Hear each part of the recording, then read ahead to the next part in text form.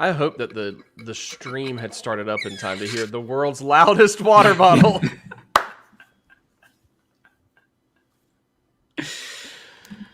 Squeaky. Oh my god. Welcome everyone to this week's episode of You'll Never Talk Alone. I am your friend Joseph Craven, joined by Alex Lebel, but not joined by any goals. No goals here today, man. That's not our thing. It's not what we're here for. We don't do that. That's not what we're about. We don't do that. An interesting week for the club. We've had the stunning last-minute victory over Aston Villa. We've had the disappointing knockout of the Champions League that was accompanied by a surprisingly good performance that had nothing to come out of it. Just weird how everything has happened. Before we go any farther, what exactly are your what are your feelings right now, knowing that, I mean, before the international break, we were sitting around like, well, our only real chances at top four are Champions League. Like, we have to keep winning in the Champions League, and we're playing better in Champions League, blah, blah, blah. To come back and have that be, like, instantly the opposite. How are you feeling now after this, like, whiplash we're experiencing as a club? It definitely sucks, because this was a tournament we absolutely could have won had we just learned how to shoot and score. Yeah. I mean, we said it 1,000 times, but everyone is entirely flawed. Real Madrid are no different. I mean, we can maybe feel a little bit of sympathy for them for having to play a center mid at right back, but they got to play center backs at center back. So not too much sympathy, but I mean, we absolutely could have beaten them. It's terrible that we're not in this competition anymore. It always hurts to go out of the Champions League. I know there's always like a big kind of rush to like be in the Champions League, but then when you're actually playing in the Champions League, people kind of like forget that it's the Champions League and are always looking ahead to getting into it next year, not actually playing in it. Right. But I love the Champions League, and it's a real shame that we're not in it anymore. But I mean, if you had told me before the season that we get to the quarterfinals and go out to Real Madrid starting Nat Phillips and a guy who just joined in January on the last day of the transfer window at center back, I'd probably be really confused, but I'd be like, yeah, that sounds about right. Yeah, first of all, you'd go, wait, hold on. What happened to everyone else? How did this happen? Yeah. Yeah. No, absolutely. It is, stunning. And it's not just Nat Phillips and a new guy. It's Nat Phillips and a new guy who happens to be a 19-year-old. Yeah. Or 20. Is he 20 yet? I think he's still 19, right? Yeah. He's young. Yeah, exactly. A tiny young child. He's 21. My bad. He was 20 and he just turned 21. I knew he had a birthday in the spring after he joined, but I'd forgotten. Okay, so he's now 21. Either way, I'm, old enough to be his dad or whatever. And so it's one of those things where it's not just that, it's a new guy who's young, so not only has the team chemistry, he also still is really learning what it is to be a professional at this level, especially jumping over to the Premier League from, what was a struggling Schalke team. Schalke team is fun to say. And so it just, wow, what chaos it has been this entire year. What chaos. But when you look at it through that context, it almost makes sense that we've all of a sudden gone back to doing well in the Premier League and not so much. I mean, but again, we did well today. Whatever. We'll get to all that. But we've to swap around again in terms of what competition we're actually doing well in.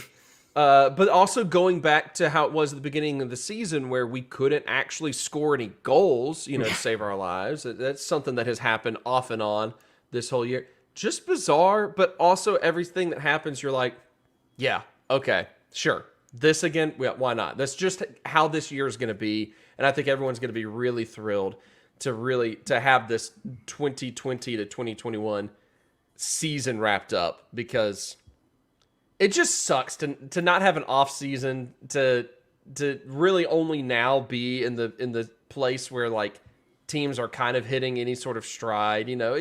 No one's had a rhythm. No one can have a rhythm. We haven't been able to have a rhythm all year, and it's gone across all sports this way. You've seen it in everything.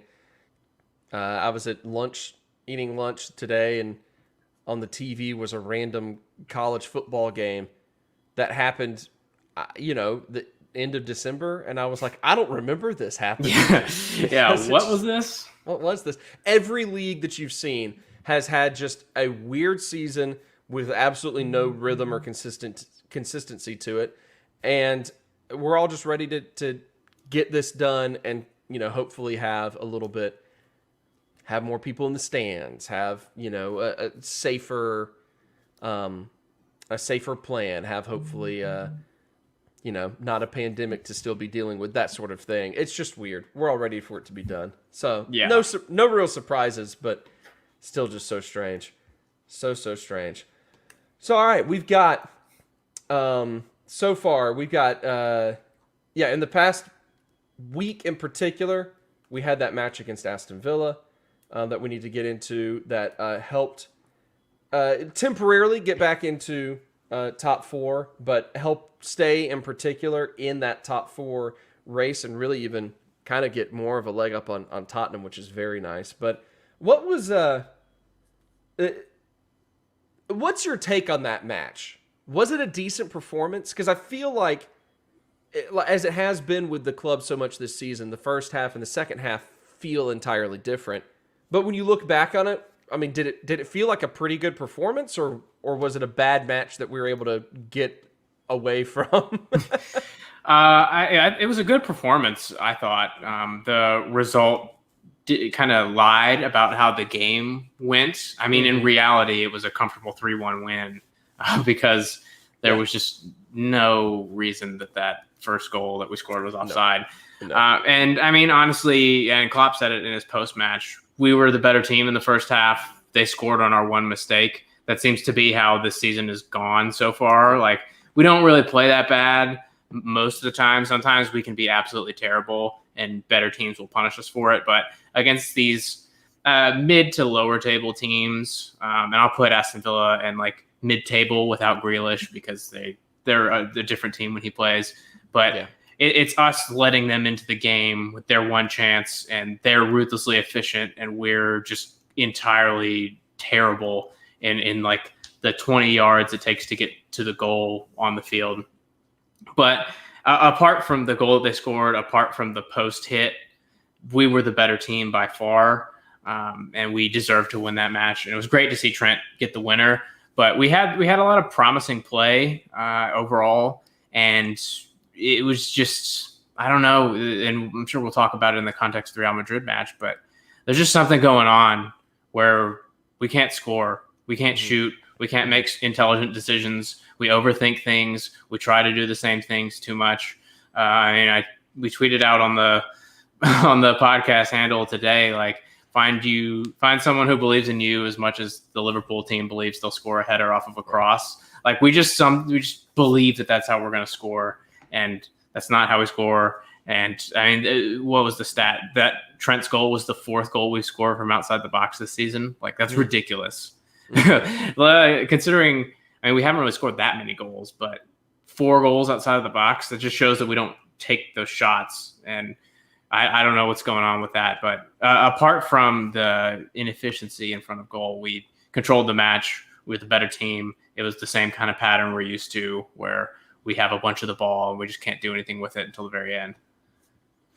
Yeah, I mean, absolutely. It was, okay, I'm going to go to the Real match for just a minute here because I don't feel, I think that was actually a little bit of a break from the typical storyline, because truth be told, we actually had many wonderful goal scoring opportunities and that were not coming off of like the trying to cross type of thing. We just didn't score or any of them, at all. Yeah. And so I feel like in the Real match in particular, we started to cross the ball more because we started getting desperate because we had no touch. And it makes me wonder if, in the grand scheme of how the season has gone, if maybe the team in training sessions has not had a good shooting touch in general. So the team kind of feels the nerves going into the match, and maybe that's why we've been sending in so many crosses, because we're like, this is how we feel like we can create, because right now we're not accurate. And I wonder if there has been some of that this season that has played into it some, because I think that's what you saw some in the Real match in particular, where we started to resort to a lot more of that as the match went on in desperation, because because Mo and Mane were phenomenal until they got right in front of goal. And then it was like, all right, time to send this one up into the stands. Yeah, or right at Courtois. Or right at Courtois. So I wonder about that. But you go back to the Leeds match. It was Leeds. I've been, in my mind, I have been for the entirety since like Saturday, thinking Leeds in my head instead of Villa. For no reason. I have no reason to kept saying Leeds. I saw a friend later in the day who happened to like cheer for Leeds because he actually like got into the sport before they went down, and so he was real happy that they were coming back. And I was like, "Oh, I'm sorry, man." And he was like, "All right, yeah." And then I was like, "We played Villa today. Why am I getting this?" So it's been happening to me since the match. I don't understand it. You're already thinking ahead because we play them next. You're already one game at a time. Not for me, man. It was last Saturday, and I was like, "This sucks. Let's go." But yeah, okay. So we get the victory. I'm trying to remember what my initial point even was at this point, because I've just forgotten. It means nothing for it to have been an Anfield Premier League victory, because home and away doesn't matter this season. Yeah. At all. But that said, it feels great to have two straight. No, I'm sorry. The Wolves victory as well. Kind of forgot about the whole before the international break thing. You know, 3 straight Premier League victories after what had been such a frustrating campaign. And I think that's one of the biggest things to take out of this, is that the team finally has kind of a little bit of they didn't look defeated against Villa. Even when officiating went against us, even when Ollie Watkins just kind of kept doing what he seems to do against us. That's wonderful. It's like a brand new Wilfred Zaha, Crystal Palace type of thing emerging. Love that. We've breaking the Palace curse. Let's get the Villa curse going. So we've got that going on. I think that's a big mental step for the team in the league. So I think it was, maybe not always the cleanest victory, and maybe not always the most satisfying, just because of the bad offsides call, the goal taken back, all of that. But to have weathered that storm and shown the mentality again that seemed to have lacked a little bit in recent weeks, especially in league play, I think it was huge. So I think there was a very significant thing to have been taken from that victory. I think there's some deeper meaning to be taken from that. But what do you think? Like you said, moving forward into Leeds and into what is, outside of the United match, it's kind of more promising. Looks like a promising stretch in the schedule. I mean, you've got Man United and you've got Southampton, and Leeds is tricky. But for the most part, these are a lot of matches that seem winnable. What do you think of the significance of that moving forward in that battle to try to stay up towards the top 4?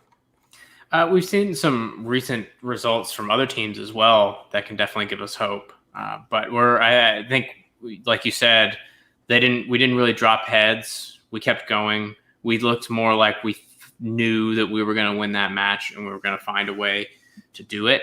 And I think when players are not playing as well and they're not contributing as much, other people are stepping up. I mean, we saw Jota carry the team for a lot of time. We've seen Trent play really well in some of the past league games, and step up with assists, goals, just playing a lot better. A really weird tackle that unfortunately hurt Trezeguet, but that was almost a terrible tackle, but ended up being a great tackle. Even though the result was really bad. Yeah. But we've got a lot to think about because today's going to hurt. Today was we did enough to deserve to go through, but we just didn't. And we missed the parts that were crucial to turning a good performance into a great performance. And that's going to weigh on our minds. And it's not going to help with the kind of yips that our strikers have. Mm-hmm. They're clearly overthinking everything. Mane was like electric for 20 minutes and then got into his own head. Like he had Valverde completely skinned and then just like started overthinking everything and went back to being the Mane we've seen for the past few weeks. Salah had that first chance, didn't go his way. And then from then on, it was like take 5 touches when you need one.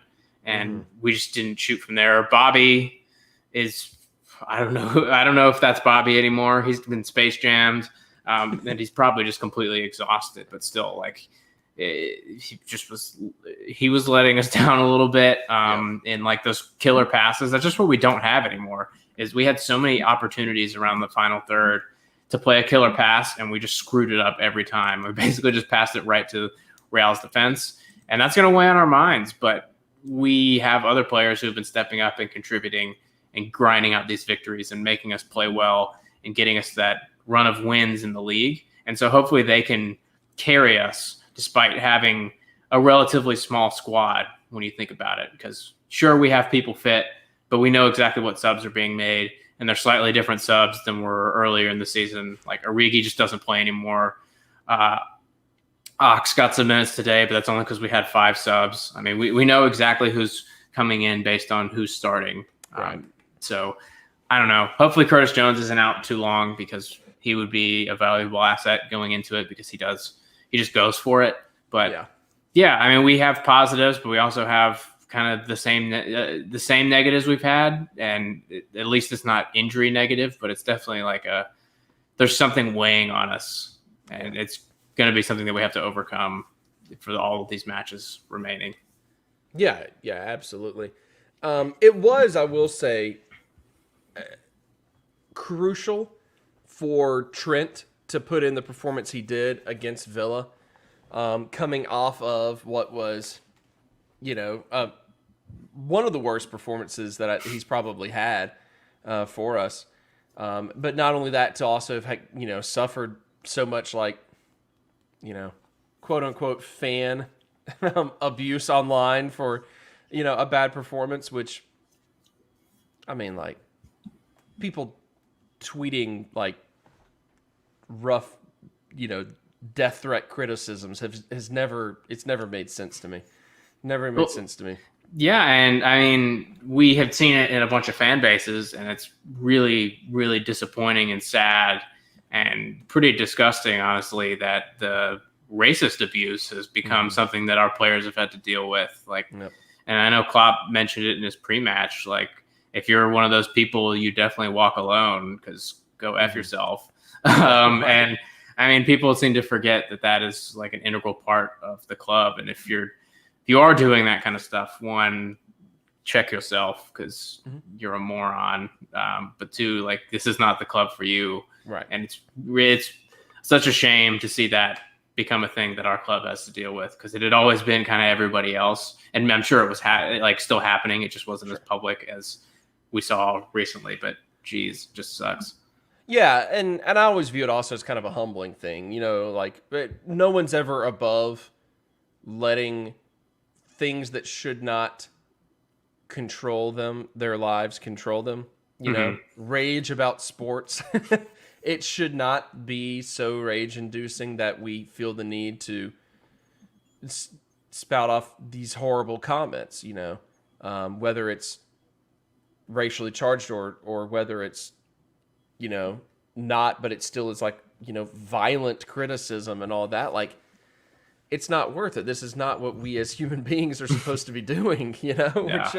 We're just not. It's just not worth it. But it kind of is a reminder that, like, no one's no fan base is above having that creep in. Yeah. It's a reminder to us to be like, okay, we always have to be, we have to keep it on our minds to be better and do better so that we can encourage the fans around us to also be better and do better, and encourage the people around us to be better and do better, you know? So it's, if there's any like bright side to it, it's always a reminder that, okay, yeah, we can't get complacent in the fight against this sort of crap that doesn't belong. Yeah. That being said, it's still crap that doesn't belong. Yeah. And so it's heartbreaking when you see it. Yeah. So that makes it even more satisfying when you have someone like Trent suffer what he suffered through and then blast in an incredible game winner that quite literally had me alone in my house yelling, oh, like my dogs were like jumping out, like staring at me like, what is going on? What's wrong with this guy? Had that happen. And there's few moments in life in which you get to quote the movie Gladiator, are you not entertained? And it actually work and not be like a real cheesy bro thing to do. And Trent used up one of his by being able to post the just real simple, are you not entertained? You know, after putting up with what he put up with, he still went out, played an absolute boss performance, carried the team on his back, won the match for the benefit of those people who would shout at him on the internet when he doesn't do well. You know, those idiots who hide behind the internet. So, wow, I can't speak highly enough about Trent for putting up with that and doing what he did to pull through. Yeah, and I mean, he stepped it up today too as well. There was one moment that really stands out in the second half where he tracked all the way back, won the ball off of Vinicius, I think it was, on the end line, then dribbled 60 yards, 70 yards back up the field. Yep. And it was like 100-something yards of running, if not 200 yards at top speed, doing really well. And I was like, that's the Trent we know. That's the Trent we love.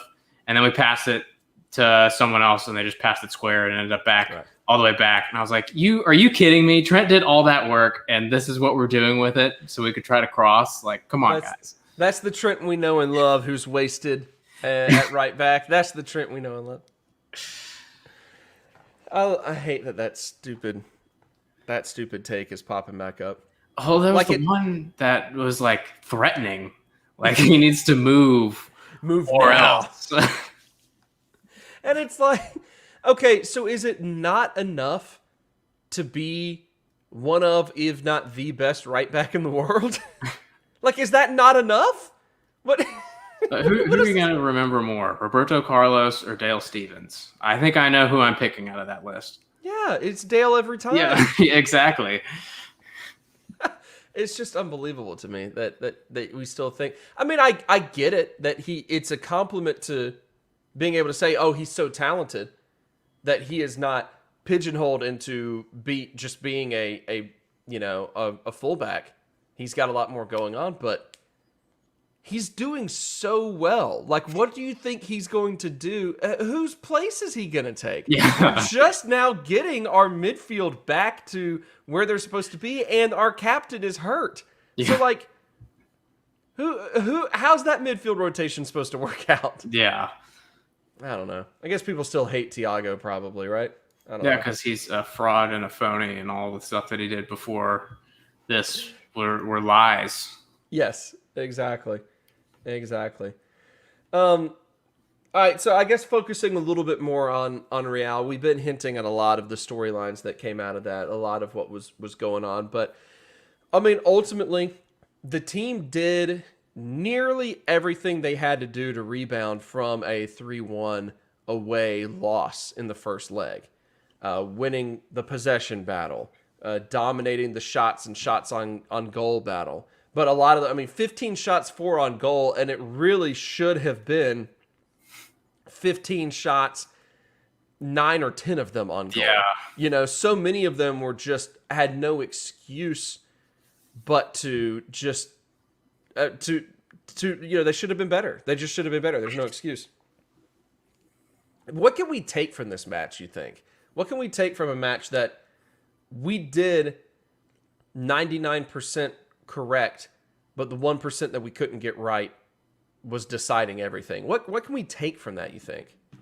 First of all, you cannot forget that 99% that you did right. I mean, if you look back on the game, they had one shot that probably could have been a goal, and I hesitate to call it a shot because it was a cross that hit off of Kabak and hit the post, and only Villa can score deflected goals against us. I mean, there's at least some sort of rules to the chaos, so that didn't work. But, I mean, we controlled the match. We kept them at arm's length. It's the kind of we did defensively exactly what we needed to do to make sure to give ourselves a platform to advance in this tie. And from then on out, they fair play to them. They did a good job of kind of killing the game when they could. I mean, Tony Kroos is very good, as we saw in the first leg, but he was dropping back in between the center backs, getting the ball, spraying it everywhere, and just like taking too much time for us. And you could tell maybe that was getting us a little antsy, but at the same time, despite that, we had the chances. We did everything we needed to do. We put ourselves in great positions. We created good opportunities with the ball in the right spot. We forced them into mistakes, and we just I think we were like trying to do too much, trying to score the perfect goal, trying to make something highlight reel worthy. And it's just not what we need to be doing right now. You just look at some of the shots. The first shot, that would have helped so much had that Mo chance at a minute and a half in. Had that gone in, I understand why you missed that because it's a minute and a half in and you're maybe not ready for it, but you typically back Mo to bury something like that. And it was one of those ones where he very clearly was like, just put it on frame, and that meant put it right down the middle against Courtois. Right. So exactly. That one is maybe a little more understandable than some of the ones we saw that are like at the penalty spot and end up in the upper deck or just like way wide. And that is going to be the other takeaway from this match. It's like, just stop training anything else. Just work on finishing. Let's do some shooting drills. No more crossing and finishing drills. If you watch the inside training videos they post online, which we're probably about to get a free one because we just lost the game, or we tied a game but lost the tie, so it's time for free content. Mm-hmm. You look at that and you see how many drills we do that are like pass it out wide, low driven cross, tap it in. Like, let's not do that. Let's do some like turn and shoot, pass the ball into the box, take your time, pick a spot. I don't know, mix it up. But we just got to do something. We just got to stop getting in our own way in there. We're defending ourselves better than anybody else could defend us because we just can't make up our minds. We can't just have any instinct. And that's what made Jota such a game changer in most of these games, that he just comes out and he's like, I don't care, I'm shooting. I love goals. Give me the ball, I'm going to score. Am I in this middle? Am I within the frame of the 18? Sure, I'm having a shot. I don't need to pass it to my fullback. I'm a forward. I want to score. And so at some point, the ball can stop moving. you know? Yeah. So like, this isn't complicated. It is and it isn't. And maybe we're forgetting that at its core, soccer is a very simple sport where you kick the ball in the goal. That's probably the other big takeaway from this match. Like, remember to do that. Yep. No, you're absolutely right. It's difficult to process a match that plays out like that because, I mean, like we've been talking about, there's no reason that we didn't win. We did everything right, and going into it, we kind of felt confident. It's like, well, we know that it was the third goal in the first leg sucked to see happen, because if it was 2-1, it's a completely different mentality. But it still is okay. We still got the away goal. You know, if we're feeling good and we're feeling confident and we're feeling sassy, we're gonna get a couple of goals. Like, it's just, you know, it's just how it is. It's just how we are. But it hints back to just how this whole weird season has been, and how nothing seems to quite be right.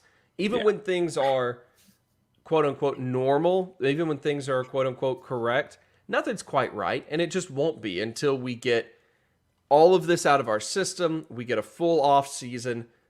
We get a full recovery time for all of our players that are injured. We get a full, full-time training for all of the newcomers like Thiago and Jota and then, Kabak, if we assume that it's probably going to be made into a permanent deal.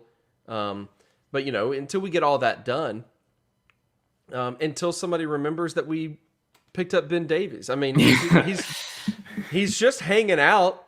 He's still waiting on the bus to come get him. He's like, where is everyone? It's been weeks. It's just incredible. But until we get all of that done, nothing's ever going to feel quite right on the pitch, and we're seeing that in this match. This is just if there ever was a match that summed up, I think, the best that this past 12 months can offer us, it's this one, because almost everything was perfect.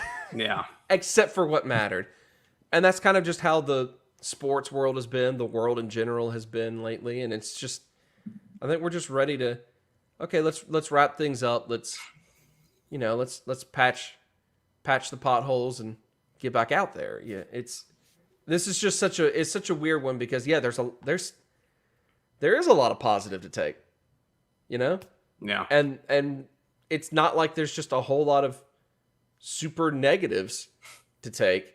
We looked tired and made a lot of errors in the first leg. And then in the second leg, we couldn't finish. And that's it. This is the easiest, series to describe. Yeah. It just is. And so I'm just ready now, I think, fully mentally ready to be like, let's survive these last, 6 matches now. Let's survive these last 6 matches. Let's carry the momentum that we can carry, because right now there's so many Premier League teams that don't have any momentum. And we need to take advantage of that, Tottenham. I'm just talking about Tottenham. So I'm just ready. I think I'm just ready at this point to just be like, okay, yeah, I have actually mentally prepared myself for these next 6 matches. Yeah. Let's just go for it now. Let's do it. What else we got going on? Yep. Yeah, and I mean, it like you said, these are very easy problems to fix. Like, we know exactly what they are, and we should know how to fix them. But can we? That's the real thing. Because we've talked about it before. This is one of those seasons of kind of like intangibles where it's like you need momentum and you need confidence. And there are players in our team that have no momentum and no confidence. Right. And it's very apparent. And how do we reconcile that with the fact that we don't trust a lot of people on our team, clearly? So we will just continue to play them and hope that it turns around. But as it doesn't turn around, it is kind of harmful to our performances. So that's a very, very interesting tightrope to walk. Also mixed in with the fact that at the end of this game, everybody just looked spent. Like, it was not even like we're not creating chances anymore. It's like they're just doing whatever they can to see this game out. We can't catch up to any balls. We can't make any passes. And what are we going to do? I mean, we have a tough match next. Do we expect to rotate? Not at all. I don't expect that at all because we have until Monday. So we're going to have to figure that out in the off season and figure out. I know Klopp typically likes to keep a smaller squad, but this is a little too small, especially considering the workloads that we've had on some of these players with injuries. So we in addition to these next 6 matches, we've also got some planning to do in the summer now that we've got LeBron James out there throwing money left and right for us. I'm real curious to see, since you mentioned, Klopp keeping a small, I'm real curious to see how he adjusts his approach coming out of this year, because there's not a chance that he doesn't adapt certain things now that he's been like, okay, there's no other season that could ever have been like this one that we've just experienced. And I wonder what he might adapt from or adapt coming out of that, what he might learn from, what he might do. I'm curious about that. That'll be interesting to see. Yeah, and there was an article that James Pierce wrote in The Athletic about Tsimikas specifically and why we haven't seen him. And he mentioned a quote that was said by Klopp and our entire coaching staff at the beginning of this season, which I'm sure no one could have foreseen what had happened. But he said, specifically about our fullbacks, they can't play all these games. They're not going to make it. It's going to ruin their careers. It's just too many games and too much to ask of them. And because of weird circumstances, here we are. They're playing every game. They're playing every minute. They're playing every minute of every other game. Like, they play on every team in the league. They play on every team in every league, and they play on every national team. They just don't stop. And that's becoming true of a lot of our other players. Yeah. So we're going to have to look beyond just the fullbacks getting a lot of minutes and look at our midfield three, our front three. Like, we can rotate one of them. Is that enough? Like, all these players can't be playing all these minutes, especially after playing all of these minutes this season, compounded with all the minutes before that. Yeah. Yeah. I'm curious, like, we haven't seen Tsimikas at all. We joke about having not seen Ben Davies at all, but we haven't seen Ben Davies at all. And I just wonder when it is that they're going to feel comfortable bringing those guys in, because clearly they're just not quite clicking in the strategy quite yet. Clearly they're just not quite clicking in the way that the team is operates and is run. So I'm curious if a good solid full off season is gonna make that happen. I'm just curious as to what happens next, more than anything else, and what we're gonna see from the boss moving forward. But also, like, looking at the rest of the season, what is very promising as well is that all the teams that we're battling for top 4 spots have to play each other. Yeah, and we really don't. We get. United doesn't count because they're just about a lock for second place, just looking at how points are right now. But Leicester, West Ham, and Chelsea and ourselves, all 3 of those teams, if people start dropping, we can take advantage of that because, Leicester in particular, United, Chelsea, and Tottenham are their last 3 matches of the season. So you've got those guys battling each other a little bit. And so this is a great chance for us to focus up, take advantage, and just try to wrap up, keeping that in that top 4 and see what happens. Or however high we even have to be. Who knows? It could be like the top 7 qualify, right? That'll happen. That could happen. Right? There's a chance. So yeah, it's very interesting. We get the luxury of not really having to deal with those other teams. So the pressure is on them to not beat each other into oblivion and us take advantage. So fingers crossed. We'll see what happens. Hoping for the best. But now we apparently have to play Leeds every week. In my mind, baby. In my mind, it's just like I'm quick saving and I'm quick loading over and over again. I'm pushing those buttons. All right, hey, let's talk about Leeds. You brought them up. I didn't. No one can claim otherwise. So Leeds currently sitting right above our previous opponent, Aston Villa, in the table with 45 points now that we kept Villa from getting any points over the weekend. 45 to their 44. But Leeds gets a very special award because at this point in the season, they are the only squad in the Premier League that has a perfect goose egg in goal differential. Yeah. They have actually scored exactly the same amount of goals as they have given up. Chef's kiss to you, Leeds. Doing God's work with that goal differential. Love it. Not only that, oh my gosh, the symmetry continues. 14 wins for them on the season, 3 draws, 14 losses. Look at them. Oh, it's perfect. Majestic. It's just, it's a work of art. This is their goal for the year. I mean, they were never trying to get top 4. They were never trying to do anything. No. They were trying to become a work of art on the pitch, and they're doing it so far. So, Alex, tell us a little bit about what we can expect from Leeds going into this Monday match, especially a Leeds team that just got done shocking the first place team in Man City 2-1. Yeah, this match this was the first match we played, and it was really weird. It was really entertaining. It was just wet and wild, and that's what it's going to be again. like Bielsa doesn't back down. Bielsa does exactly what he wants. We know how they're going to play.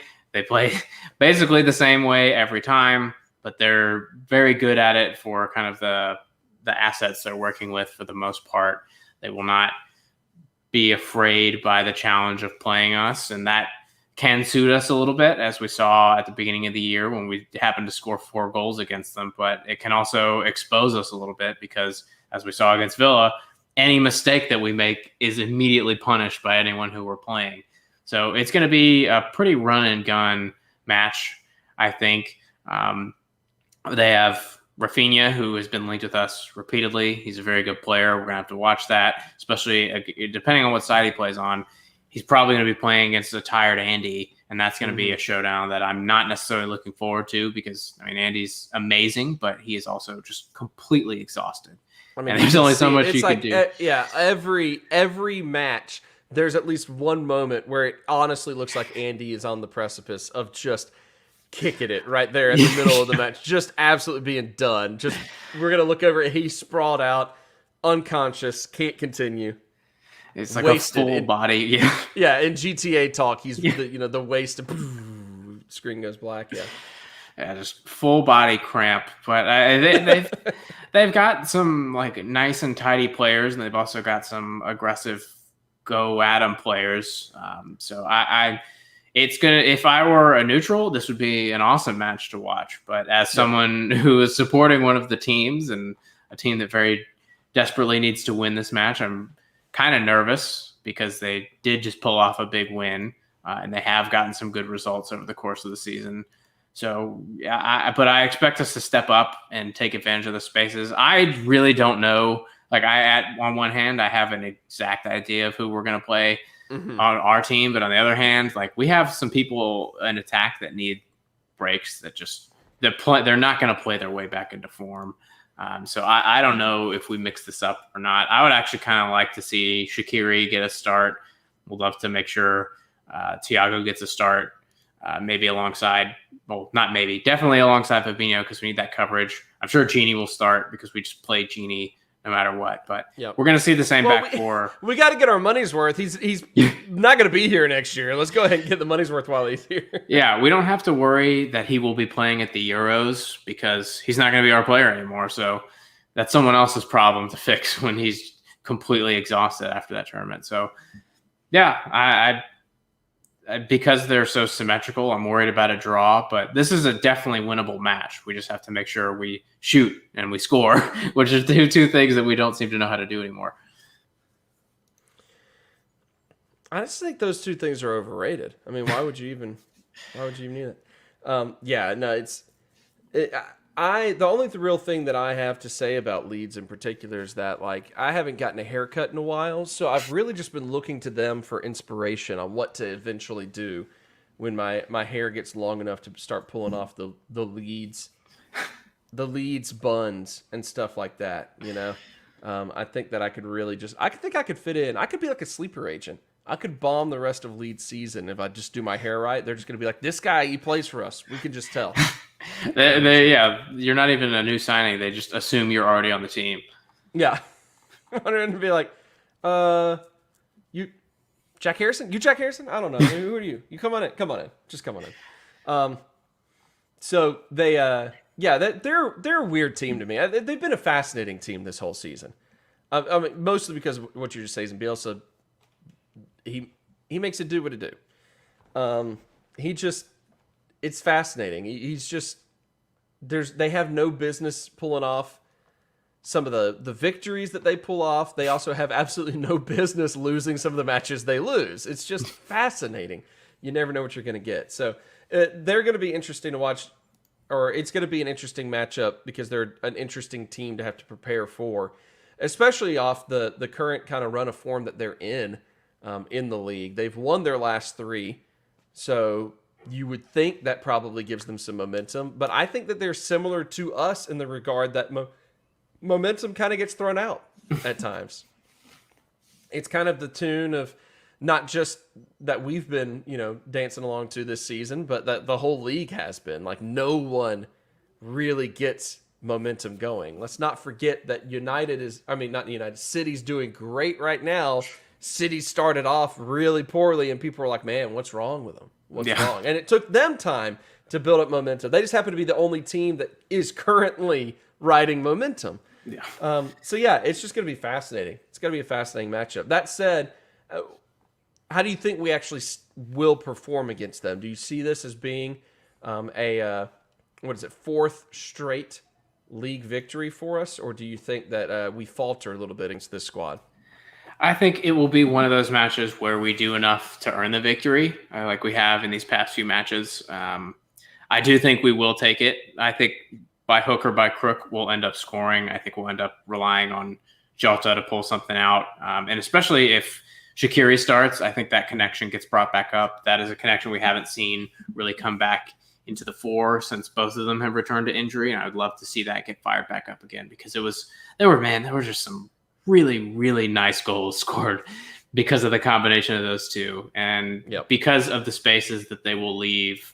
And because, they're missing their captain, they're missing their starting center back. I think they will have a lot to deal with, because that is not someone who they typically rotate. So I think we will pull it off. It's just going to suck. It's going to be like the Villa match. It's just not going to be all that fun until the very end.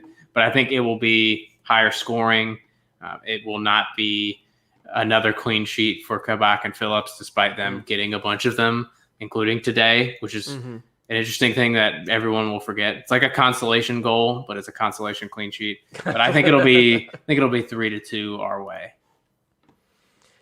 Yeah, I can get behind that. I think I might step it back a bit and just play to the fact that we have struggled to see the back of the net, and lean on this being a little bit more like the 2-1, like we just saw with our previous match with Leeds over the weekend.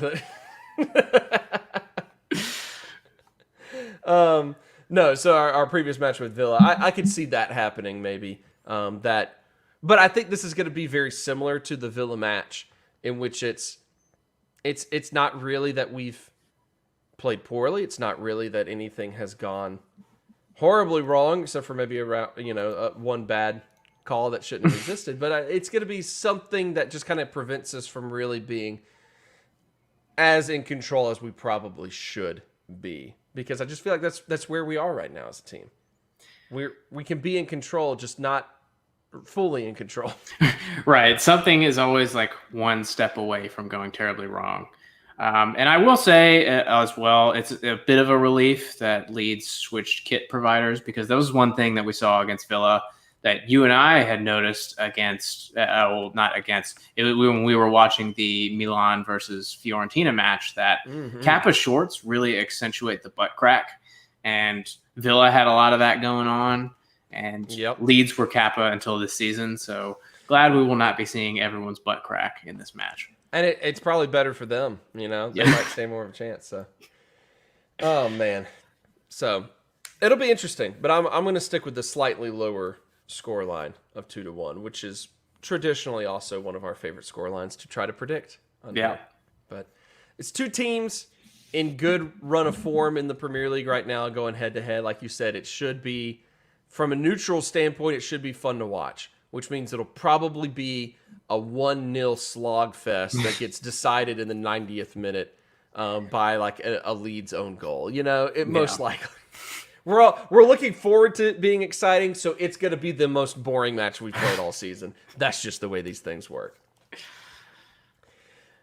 All right, well, before we go, obviously, we have to spend a little bit of time here to pay our respects, of course, because we are right here at the anniversary of Hillsborough, one of the biggest tragedies in the sporting world, and obviously one of the most massive situations that Liverpool has had to deal with. It's hard to believe that. It's 32 years ago, so it really. I'm 33, but that's still not. It doesn't feel like it was really in my lifetime. It's like for our entire lives, Alex, this has been something that we've lived in the aftermath of. So we've never known a time before this. We've never known what it was, what it was like. All we've really ever seen as Liverpool fans are the struggle to get justice for the '96 and just the significance of this entire event. It's huge and it's heartbreaking. And when you look at everything that we have been talking about with some of the abuse that players have received online, and some of the racial abuse that's going on as well. Some of the situation with Sean Cox, for example, a few years ago. You look at some of the recent things. It just kind of reminds you that like this is the sporting community is strong. And yeah, I said earlier, that no community is above negative influences creeping in.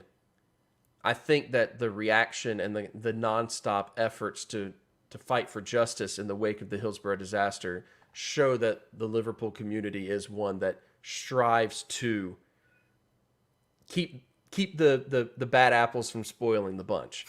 And so I think that as we come up on that anniversary of such a monumental event, I think that it just continues to point us towards the right direction of let's never get tired of that.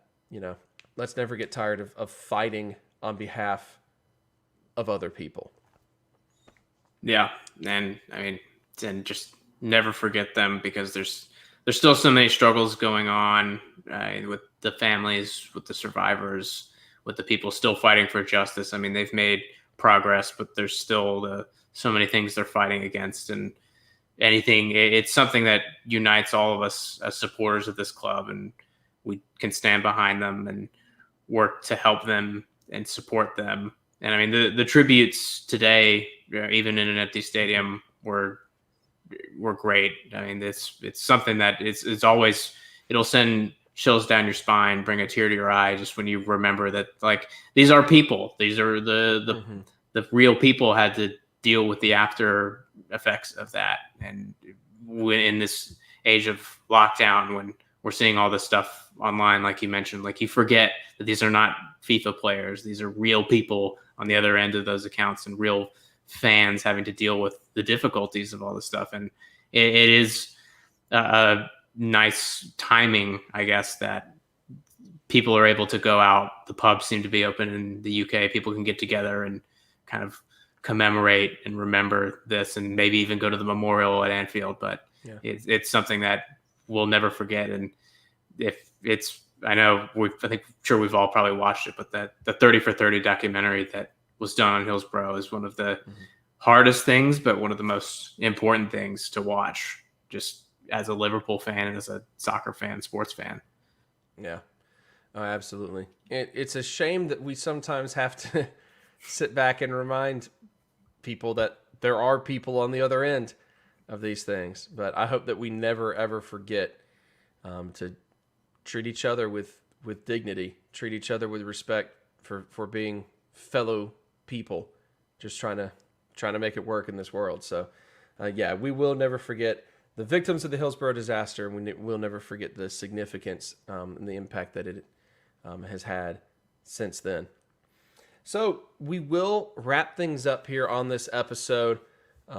We thank you once again for joining us.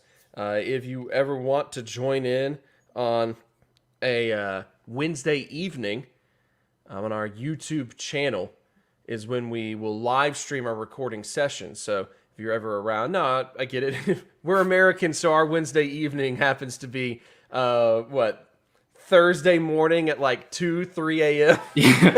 in the UK. So if you're in Europe, we apologize. But if you're a fellow Yank wanting to tune in, join us on a Wednesday evening. You could find a link to the YouTube channel over on our Twitter page at YNTA Podcast is the Twitter account. And we thank you once again for joining. And we're looking forward to being able to talk about, hopefully next week, talk about a back-to-back victory against Leeds. And then look forward to the match against Leeds after that. crazy we got to play him 6 more times. All right. I'm sorry for that dumb joke. Thanks for listening. I'm your friend Joseph Craven. That's Alex Lebel. Here's time for another dumb joke. Let's send it over to Andrew Ainsworth to sign us out on this episode. Andrew, take it away. All right. That's it. That was one of your worst ones, Andrew. Sorry. Get out of here, Andrew. It wasn't worth it. Thank you for tuning in. We'll catch you next time on You'll Never Talk Alone.